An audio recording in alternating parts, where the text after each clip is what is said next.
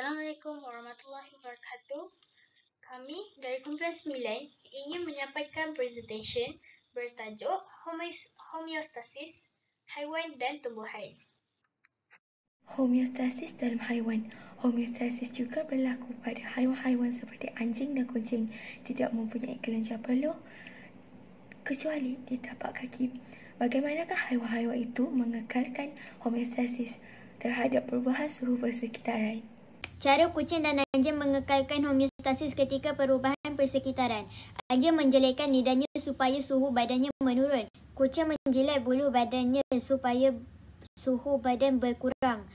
Cara cicak mengekalkan homeostasis terhadap perubahan suhu persekitaran. Jika persekitarannya sejuk, aktiviti badan cicak akan menjadi perlahan dan ototnya akan fungsi pada kadar yang rendah. Kadar metabolismenya akan menjadi rendah dan suhu badannya akan menurun. Jika persekitarannya panas, jantung cicak akan berdegup dengan cepat. Pergerakannya juga akan bertambah pantas dan kadar metabolismenya akan menjadi cepat. Suhu badannya juga akan meningkat.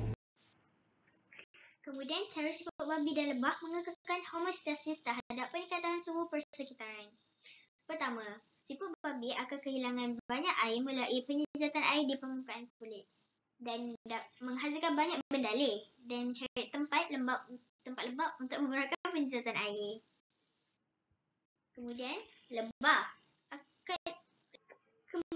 lebah mempunyai banyak lapisan kulit berlilin dan kehilangan wap air berlaku melalui spiracle pada badan. Lebah akan menutup spiracle antara dua gerakan pernafasannya untuk mengurangkan kehilangan air.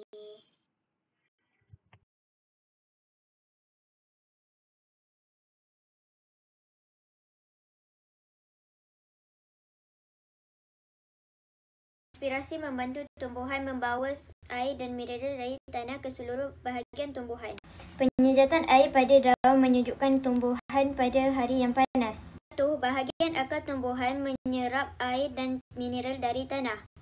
Transpirasi pada daun menghasilkan daya yang menarik air dari bahagian batang tumbuhan. Stoma. Sel-sel pengawal permukaan dan penutupan stoma. Pada waktu siang, stoma terbuka supaya lebihan air tersejat daripada daun melalui transpirasi.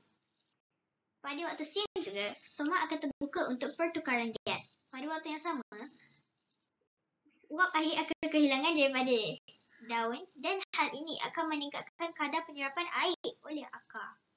Pada suhu yang terlalu tinggi, stoma akan tertutup untuk mengurangkan air yang tersejat daripada daun melalui transpirasi. Pentingan homeostasis kepada benda hidup. Kawalan homeostasis benda hidup bertujuan untuk menyediakan satu keadaan optimum supaya sel dapat menjalankan aktiviti metabolisme dengan cekap. Semua tindak balas kimia dalam sel hidup dikawal oleh enzim yang peka kepada perubahan persekitaran. Perubahan suhu akan mempengaruhi aktiviti enzim itu.